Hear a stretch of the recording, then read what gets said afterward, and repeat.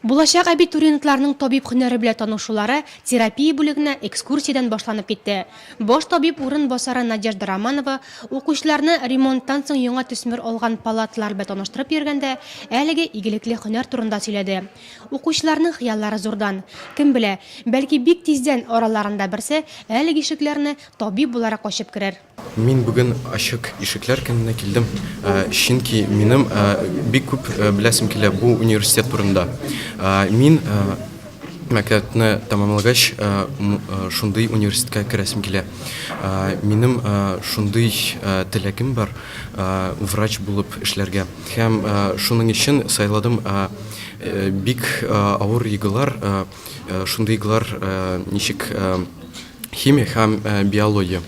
Мин беләм, что мондый университетта бик авыр укырга. Мин врач-хирург буласым килә. Бик кызыксынам ул һөнәр белән. Бу бик җаваплы һөнәр.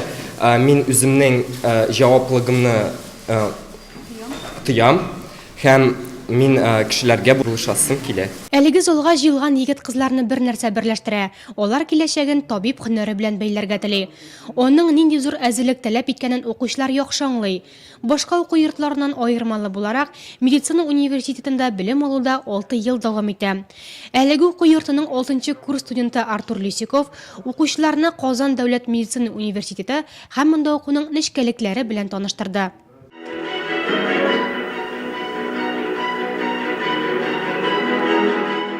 Традиционно медицинские вузы довольно сложно поступать, и еще сложнее в них учиться, период обучения длится. Медицина университетына керү генә түгел, анда укыйсы да авыр.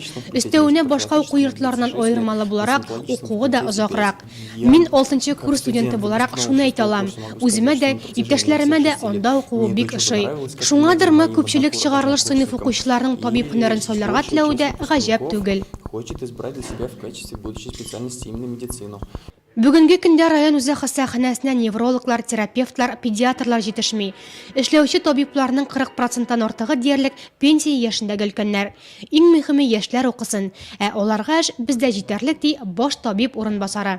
Когда они будут заканчивать, мы Студентлар соңгы курста укыганда алар белән 4 яклы килешү төзелә. Сәламәтлек саклау министрлыгы, университет, хастаханә һәм студенттың үзе белән. Аның нигезендә интернат туры үткәч, теләсә нинди студент безгә эшкә кайта алачак. спокойно могут работать.